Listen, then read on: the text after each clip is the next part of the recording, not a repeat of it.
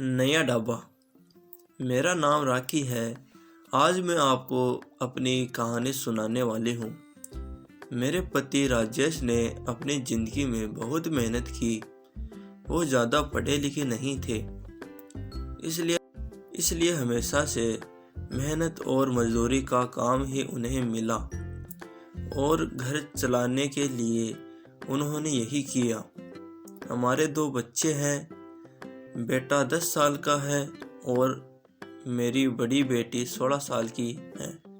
अभी तक मेरे पति ने जैसे तैसे अपना घर चलाया।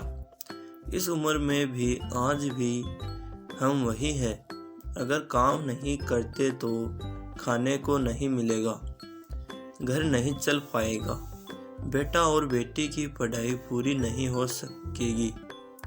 मेरे पति की अब ऐसी स्थिति नहीं थी कि वो मेहनत और मजदूरी कर सके। उनसे अब यह काम नहीं होता था। अब हम क्या करेंगे? कैसे अपनी ज़िंदगी को आगे बढ़ाएं? कैसे कमाए? मुझे और मेरे पति को यही चिंता खाए रहती थी। नौकरी नहीं है तो अब क्या? फिर मुझे एक दिन बैठे यह ख्याल आया कि क्यों ना हम एक छोटा सा ढाबा खोल ले। शहर के बाहर जहाँ से वाहन और गाड़ियाँ आती जाती है, वहाँ टीन का छोटा सा छपरा बनाकर चाय और खाने का एक छोटा ढाबा खोल सकते हैं। मैंने अपने पति से यह कहा। उन्होंने कहा कि दुकान खोलने के लिए पैसे। मैंने कहा टीन का छपरा लगाना है, बस उसके लिए पैसे लगेंगे, बाकी सारा खाना बनाने का सामान हम घर से ले जा सकते हैं। थोड़े पैसे मैंने अपने परिचित से मांगे ताकि हम अपना छोटा सा ढाबा शुरू कर सकें। उनके मन में अभी भी संकोच था। वो बार बार मना कर रहे थे, लेकिन मैंने कहा हम एक बार कोशिश करते हैं और ज़्यादा कुछ नहीं लगेगा। कुछ दिनों तक मनाने के बाद वो मान गए और हमने एक छोटा सा ढाबा शुरू कर दिया। पहले दिन और मेरे पति वहाँ अपने ढाबे पर बैठे थे, लेकिन कुछ खास लोग नहीं आए। ढाबा छोटा और ऊपर से सभी खाने वाले पहले ही अपने ढाबे फिक्स किए होते हैं कि उन्हें कहाँ रुकना है, कहाँ खाना है। हमारा पहला दिन निराश भरा था। कुछ दिन ऐसे ही गए। कोई इक्का दुक्का लोग चाय पीने रुका करते थे, लेकिन इतना नहीं होता था कि हम उससे अपना घर चला सके। मेरे पति फिर से किसी काम की तलाश में लगे। उन्हें एक काम मिल गया जहाँ पैसे कम थे लेकिन कम मजदूरी थी। उन्होंने वो कर लिया, लेकिन मैंने ढाबे पर जाना नहीं छोड़ा। अब मैं अपने बेटे और बेटी के साथ वहाँ जाने लगी। हमने हिम्मत नहीं हारी और धीरे धीरे कुछ लोग हमारे यहाँ आने लगे। 1 महीने में ग्राहक और भी ज़्यादा आने लगे। कोशिश करते करते लोग अब हमारे यहाँ रुकने लगे थे। उन्हें घर जैसा खाना मिल रहा था, इसलिए हमारा छोटा सा ढाबा चल निकला। मेरे पति जितना कमाते उससे ज़्यादा अब ढाबे से कमाई होने लगी। देखते ही देखते हमने जो छोटा सा ढाबा खोला था उससे हमारी आर्थिक स्थिति में बहुत सुधार हो गया। जो कर्जा लिया था वो भी उतर गया। हमने एक नई उम्मीद मिल गई कि सब कुछ अच्छा चल रहा था। ढाबे को खोले 6 महीने हो गए थे। हमारे चेहरों पर रंगत आ गई थी, लेकिन फिर ऐसा कुछ हुआ जिसके बारे में मैंने सोचा भी नहीं था। एक दिन घर से जब हम लोग ढाबे के लिए जा रहे थे, तब मेरे पति कहते हैं ढाबा आज से बंद, कोई भी अब वहाँ नहीं जाएगा। यह कहते वक्त वो बड़े ही गुस्से में थे। ऐसा गुस्सा मैंने उनके चेहरे पर आज तक नहीं देखा। मैंने बोला, क्या हुआ? क्या बोल रहे? इतना अच्छा हमारा ढाबा चल रहा है, आपको क्या हो गया आज? वो बोले, मैंने कहा ना, कोई भी अब वहाँ नहीं जाएगा, ना तू ना तेरी बेटी। मैंने बोला, आप शांत हो जाइए, आपकी तबीयत ठीक नहीं है, आप आराम करें, हम लोग इस बारे में बात करते हैं।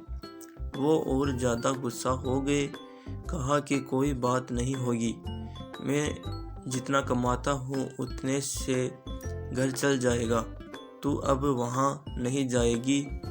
मेरे पति का ऐसा रूप मैंने पहले नहीं देखा था। उस दिन मैं ढाबे पर नहीं गई, लेकिन जब वो शाम को आए तो भी उनका मुंह उतरा हुआ था।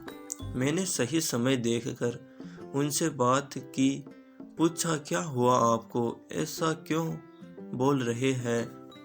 वो बोले कि मेरा मुंह मत खुलवा, मैं सब जानता हूँ कि तू क्या कर रही है।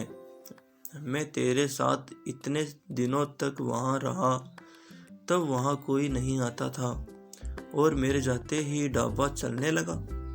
आखिर ऐसा भी क्या हो गया?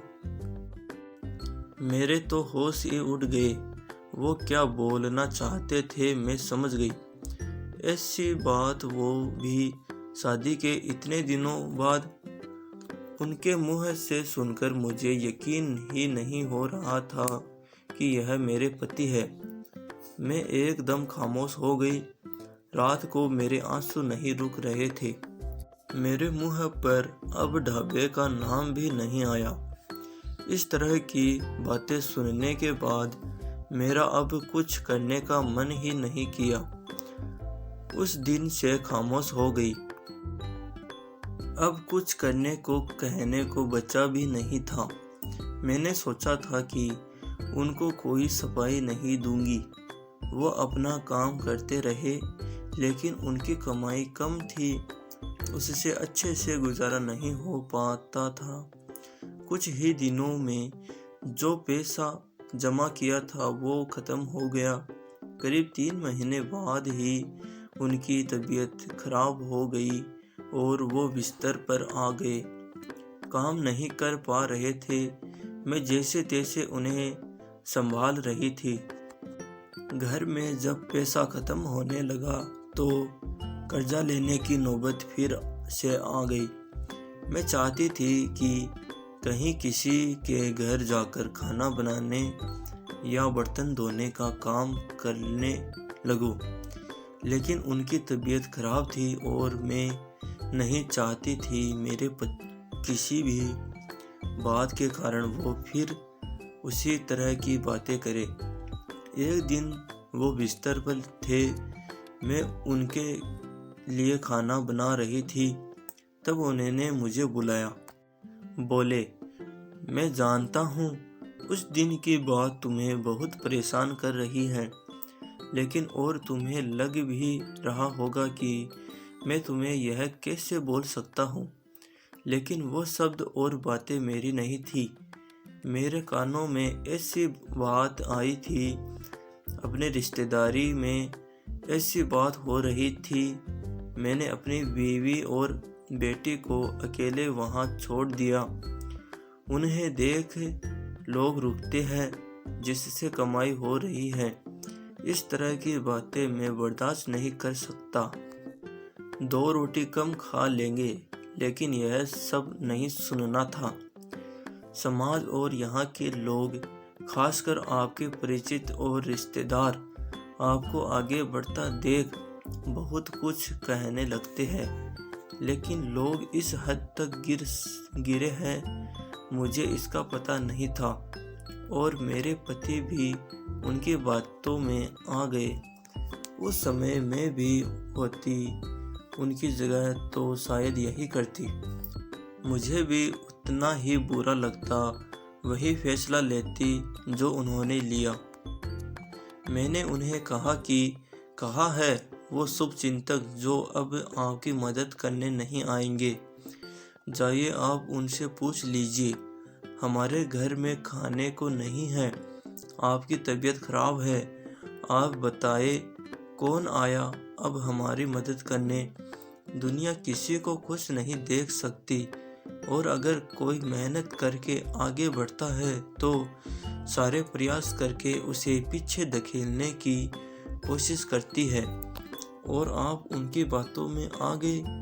वो लोग सफल हो गए। सबको बात बनाना है। अब अगर हम भूख से मर जाएंगे तो भी उन्हें बातें मिल जाएगी।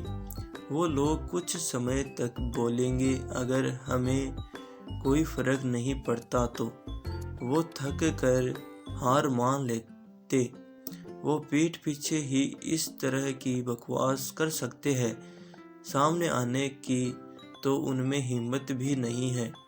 उस दिन मेरे पति की आंखें खुल गई। उन्होंने कहा कि तुम सच बोल रही हो।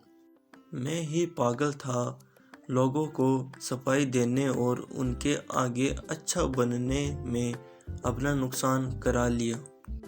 जब हम गलत नहीं हैं तो हमें सफाई क्यों देना, क्यों डरना? मुझे माफ़ कर दो। हमें नहीं, उन्हें बदलनी होगी अपनी सोच। और अगर नहीं बदले तो हमें क्या? हमें अपने कर्म करते रहना चाहिए। क्या अब हम फिर से कुछ कर सकते हैं? मैंने कहा, अभी भी देर नहीं हुई है, हम अब भी कर सकते हैं। मेरे पति बोले, मैं भी अब तुम्हारा साथ दूंगा, अगर तुम चाहो तो। मैंने हाँ कहा और फिर एक बार कोशिश की। थोड़ी मुश्किलें हुई, लेकिन धीरे धीरे गाड़ी फिर पटरी पर आने लगी। आपको हमारी यह कहानी कैसी लगी, हमें कमेंट कर ज़रूर बताइए।